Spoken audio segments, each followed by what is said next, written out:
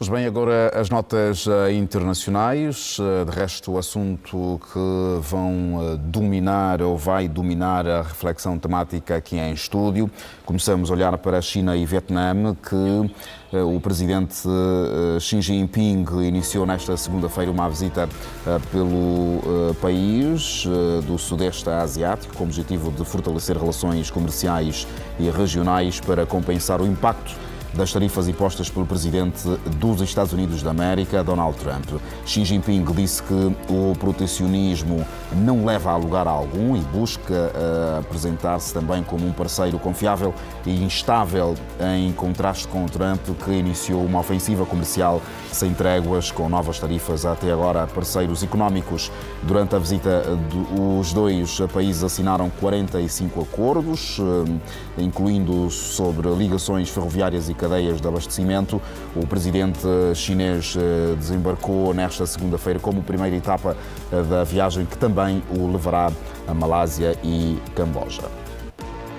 O presidente Donald Trump reuniu-se esta segunda-feira com o presidente de El Salvador.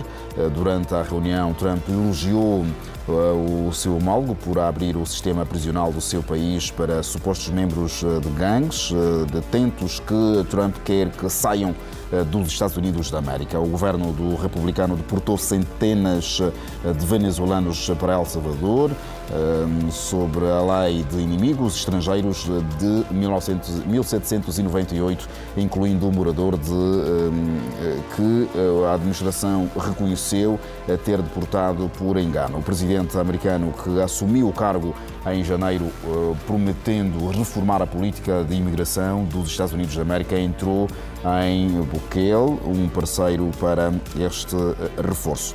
Quanto às eleições no Equador, é destaque: o presidente Daniel Noboa foi reeleito no domingo com cerca de 93% dos votos apurados, mas a esquerdista Luísa González, apoiada pelo ex-presidente Rafael Correia, que rejeitou a derrota e acusou o governo de manipular os resultados.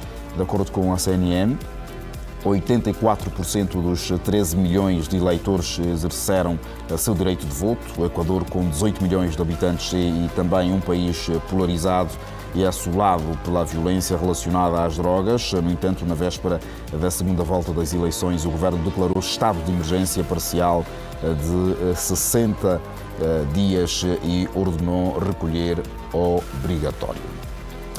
Pois é os assuntos que dominam, digamos, a análise temática aqui em estúdio.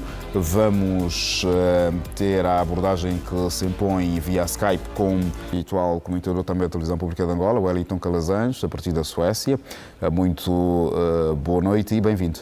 Boa noite para você, bem-vindo à Hora 10. Boa noite, São Agostinho, e a você assistindo à Hora 10. É um prazer estar aqui de volta. Pois vamos começar a olhar inicialmente para este acordo entre Vietnã e a China, as primeiras notas de reflexão que se impõem. Esses 45 acordos, né, entre China e Vietnã, que nos últimos anos nós sabemos que a geopolítica asiática tem sido um dos principais palcos da reconfiguração das relações internacionais. E este capítulo recente da história foi agora escrito com essa assinatura de acordos entre China e o Vietnã, que abrange áreas estratégicas como ligações ferroviárias e cadeias de abastecimento. Então, este evento, ele consolida a crescente cooperação econômica entre aqueles dois países, mas também tem inquietado o mundo ocidental sobre as dinâmicas de poder global e os reflexos dessas parcerias em outras regiões. Isto porque a cooperação entre Pequim e Hanoi, ela não é emblemática por causa de uma tendência que ganha força, mas também por causa da tensão econômica, né, e comercial global que tem sido implementada por Donald Trump. E essa busca por alianças estratégicas, elas fortalecem as economias chamadas emergentes, porque reduzem a dependência dos mercados ocidentais. Então, como eu estava tentando falar, né, esta integração entre os chineses e os vietnamitas, essa integração, ela começa a incomodar, não porque seja algo novo, porque seja algo inédito, mas porque, como eu tentei falar aí anteriormente, essa aproximação tem despertado olhares críticos do Ocidente, especialmente dos Estados Unidos, por causa da atual tensão comercial que tem sido encabeçada por Donald Trump. E, para piorar a situação, o Peter Navarro, que é conselheiro comercial do presidente dos Estados Unidos, ele afirmou que o Vietnã socialista é essencialmente uma colônia da China comunista. Ora, essa colocação ela é provocativa, essa declaração ela carece de uma análise bastante isenta, porque ela só é feita nesse contexto de tensão vivida no momento em todo o planeta. Wellington, estaríamos aqui a ter um entendimento de que este é um reposicionamento estratégico do governo chinês relativamente às respostas pontuáveis de Donald Trump? Olha, Luiz, eu sendo muito sincero com você que me perguntou isso e com o nosso público por obrigação, né, eu quero dizer que a China não vai alterar uma política que vem implementando nas últimas décadas em função de um presidente dos Estados Unidos da América. Os Estados Unidos da América representam 15% apenas do mercado chinês. Isso pode ser extremamente incorporado através de outras práticas comerciais e diplomáticas que os chineses já vinham preparando, né? Na medida em que países que foram considerados párias do planeta, como o Irão, né? Como a Coreia do Norte, como a Rússia, pelos ocidentais, os chineses abraçaram todos eles e implementaram um novo sistema de parceria que promete uma garantia não apenas de fidelidade comercial, mas também de proteção militar, que passa a ser essencial para que o funcionamento desses acordos internacionais possa existir. E, antes de tudo, temos que lembrar também que o bloco BRICS, que é um bloco econômico que hoje é maior do que o G7, né? Ele tem a China como uma das principais locomotivas desta intensa troca comercial paralela que tem sido buscada pelos chineses. Então, Luiz, eu vejo muito mais como uma sequência de uma implementação de um projeto que não é de médio prazo nem de curto prazo. Os chineses fazem tudo com um prazo muito longo e os frutos que começam a brotar agora são frutos de sementes que foram plantadas há mais de 4 décadas e que os chineses, com muita resiliência, passaram a implementar numa aproximação, por exemplo, com um continente africano que foi explorado pelos ocidentais de uma maneira cínica, predatória e que mereceu o repúdio de todos, não é? Com políticas na América Latina que foram de sabotagem de governos, implementação de ditaduras patrocinadas e, inclusive, assassinatos de lideranças políticas que resistiam a essa incursão ocidental, especialmente dos Estados Unidos, na América Latina. Então, a China, sabendo que na política não existe vácuo, ocupou esse espaço deixado pela ganância do neoliberalismo defendido pelos ocidentais. Wellington, quando falamos de protecionismo, olhamos muito para isto que está a acontecer a nível da geopolítica internacional. De facto, este posicionamento protecionismo pode estrategicamente facilitar ou pode ser eficaz para os Estados Unidos da América ou está a isolar os Estados Unidos da América? Olha, isolar é uma palavra bastante forte. Não vai acontecer. Assim como o dólar também não vai perder a sua força abruptamente. Isso tudo é uma transição. Mas não podemos também deixar de observar que o Donald Trump ele arriscou com essas tarifas e imediatamente ele teve que recuar, né? Observe que ele, para dar alguma impressão de força, ele tentou jogar o mundo contra a China, dizendo que todos os países estariam com apenas 10% e que a China estaria, chegou até a 124%, 125%, ou até mais do que isso. Então, a China respondeu no mesmo tom e o maior prejudicado seria quem? O povo norte-americano. Por quê? Numa economia que tem o consumo como a sua grande força de movimentação, um país que importa mais do que produz, que é o caso dos Estados Unidos, isso por conta da ganância dos empresários norte-americanos, que em busca de lucros maiores e de mão de obra barata, eles transferiram a sua indústria para o continente asiático, com especial ênfase para a China. Então, o tiro saiu pela culatra, Donald Trump teve que recuar, e fica agora, a cada 12 horas, ele tem um discurso diferente. Parece forte, mas recua. Parece forte, retira taxas, retira tarifas, e determinados segmentos, até mesmo com a Europa, que com a Europa teve que retirar sobre questões automobilísticas, importação de peças que são produzidas na Europa, que os Estados Unidos precisam. Se as taxas fossem mantidas, os carros, mesmo produzidos dentro dos Estados Unidos, ficariam mais caros.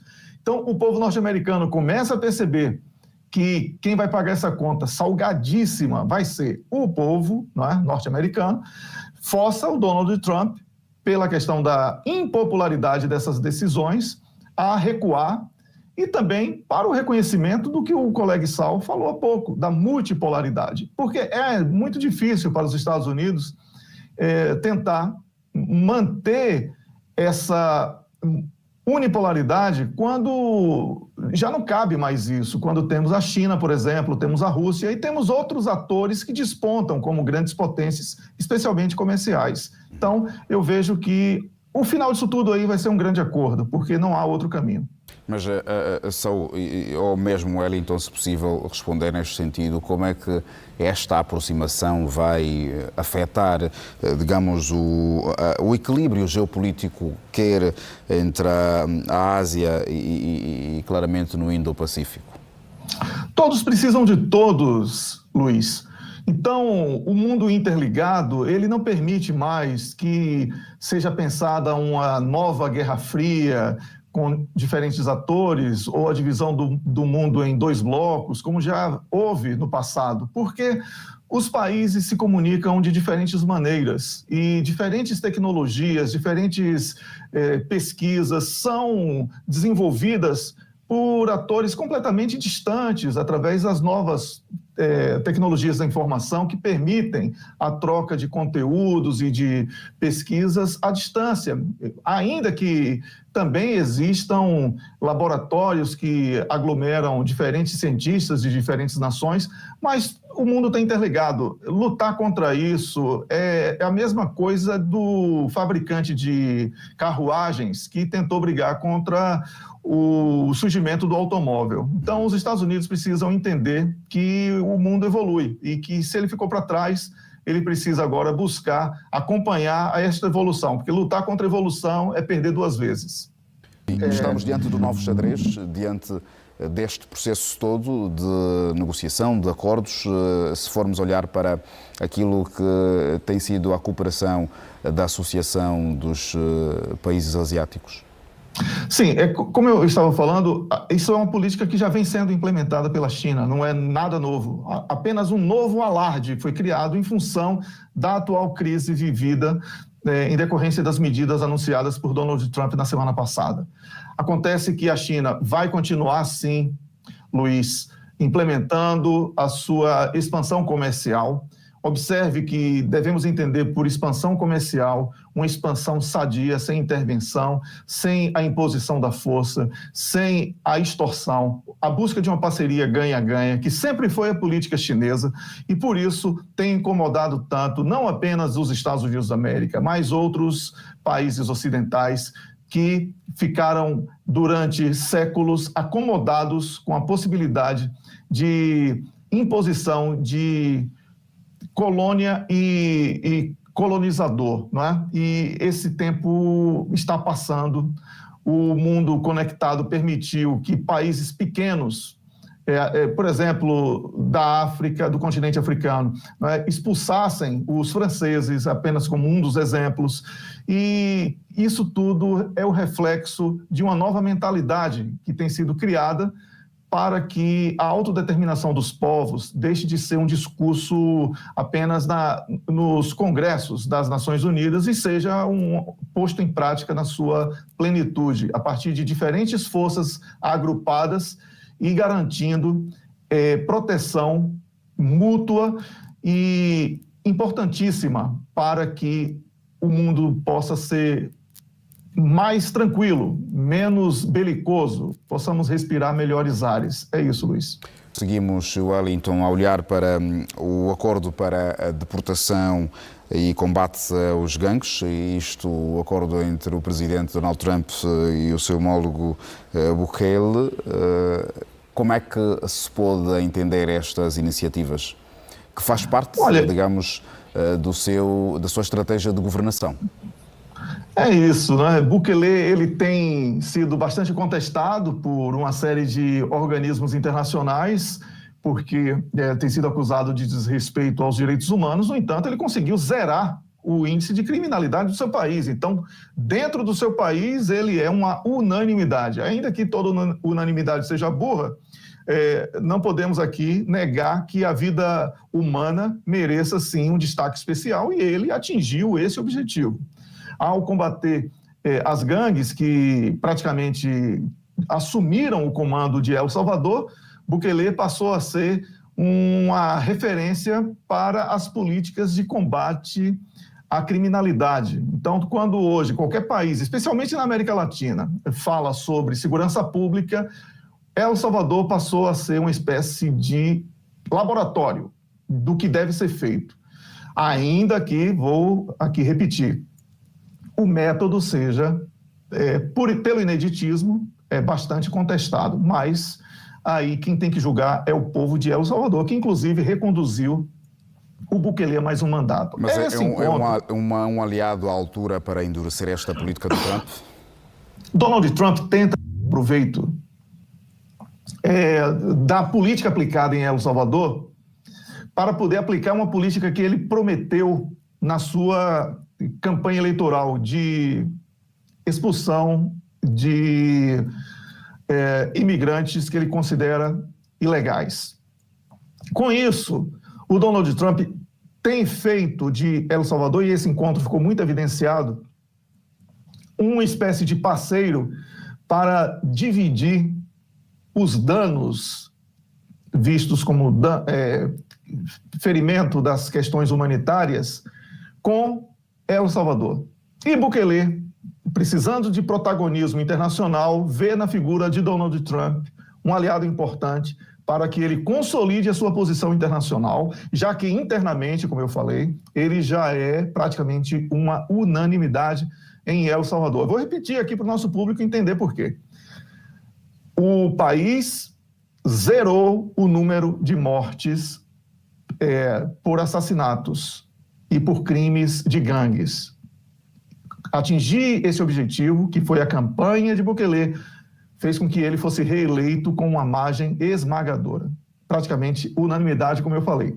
Isso faz com que ele seja internamente forte. No entanto, organismos internacionais contestam o modelo, porque é um modelo de presídios extremamente rigorosos, sem direito à visita, sem direito a uma série de privilégios que foram conquistados em outros países para os presos, e Bukele passou a ser perseguido do ponto de vista de imagem e atingido na sua imagem por ser considerado radical e desumano. No entanto, Donald Trump, que precisa implementar esse mesmo tipo de política para o combate do imigrante ilegal, que também tem causado grandes prejuízos, mas não são apenas eles, que fique muito claro isso, Donald Trump tenta pegar aí uma boleia, na expressão angolana, não é? No sucesso de Bukele no combate à criminalidade e praticou, sim, Donald Trump, um grande crime que foi de desrespeitar o direito ao asilo político e devolveu a El Salvador, sob a alegação de ter sido por engano, alguém que o governo de El Salvador buscava de todas as maneiras prender no seu país. E isto tudo produz esse debate sobre até que ponto essa parceria entre Donald Trump e Bukele ela pode ser vista como uma parceria que tem como objetivo o respeito às leis internacionais e aos direitos humanos. No entanto, para Donald Trump, o importante aqui é agradar o seu eleitorado, porque ele, especialmente com o tema anterior que comentamos sobre as tarifas, esteve seriamente ameaçado, precisa melhorar sua imagem. E Bukele precisa de uma consolidação internacional e ninguém vai negar a importância do apoio de um país como os Estados Unidos da América, que mesmo que deixe de ser potência única, vai continuar sendo uma potência muito influente, especialmente nos países do continente americano. Wellington, já para a última questão que se impõe sobre este tema, gostávamos também de lhe ouvir. Parece que estamos a olhar para um Donald Trump com novas políticas, aqui a entender o Novo Testamento, eliminar o primeiro e colocar um novo. A questão que se impõe é que se esta colaboração não traz aqui uma margem de abrir precedentes para outros acordos semelhantes diretamente para a América Central? Luiz, eu acredito que as forças opostas, né, nesse caso, elas estejam debatendo temas diferentes. Para Donald Trump é ficar livre de imigrantes ilegais que causam problemas para o cidadão norte-americano. Para El Salvador é a busca da consolidação do Bukele como uma autoridade capaz de ser uma referência no combate à criminalidade e, por isso, aqueles cidadãos que, mesmo sendo de origem de El Salvador, ao regressarem ao seu país, se tiverem marcas, registros, né, de crimes praticados, eles serão tratados não apenas como cidadãos, mas como criminosos. Por outro lado, ficam organismos internacionais que são dedicados às questões humanitárias, reclamando de tudo isso, falando que não são apenas estatísticas de prisões ou deportações que podem medir a cooperação entre os dois países, mas também o impacto na vida dessas pessoas como seres humanos. Então, tudo isso é um debate muito amplo, porque são propostas diferentes para o debate. Se todos concordarem em discutir a mesma coisa, nós teremos aqui um único caminho para encontrar uma solução que seja menos danosa para pessoas e para países. Wellington, sabemos que é uma reeleição com inúmeras contestações. Se formos olhar para a legitimidade do presidente reeleito para governar um país tão polarizado, como é que descreveríamos este cenário? Luiz, todas as eleições, lamentavelmente, estão produzindo este tipo de reação entre os perdedores, e isto não é normal. A reeleição aí de Daniel Noboa, da Aliança Democrática Nacional, e faz dele presidente do Equador até 2029, após vencer as eleições, anunciados os resultados, foram eleições vistas como fraudulentas apenas pela sua concorrente Luísa González, da Revolução Cidadã. Mais de 1 milhão, né, de votos de frente para o vencedor, quando na primeira volta foram 17 mil votos que separaram os dois candidatos. Isso produziu toda esta reação negativa. No entanto, eram 16 partidos concorrendo na primeira volta e agora somente 2. Então, este cenário de disputa pós-eleitoral expõe muito a fragilidade institucional e democrática do Equador, onde as eleições também parecem mais um teatro político do que uma verdadeira disputa. O problema do Equador não é apenas essa briga política, esta questão pós-eleitoral que tem sido lamentavelmente observada em todos os países que se dizem democráticos. Mas estaríamos a olhar para a América Latina como um cenário de casos isolados relativamente às tensões democráticas ou há uma outra fotografia? Não, os Estados Unidos com o Capitólio, não é? Nós vimos isso, nós vimos na campanha de Donald Trump, tentaram assassiná-lo por 2 ou 3 vezes, não é? Oficialmente reconhecidos, vimos isso em diversos países africanos, vimos isso em diferentes países europeus, veja a situação da França, veja a situação de Portugal, veja a situação de outros países. É um problema desse modelo que chamam de democracia, e que criaram essa ideia de revezamento de poder que dá a sensação de que o derrotado um dia vai chegar ao poder, quando não é esta a regra.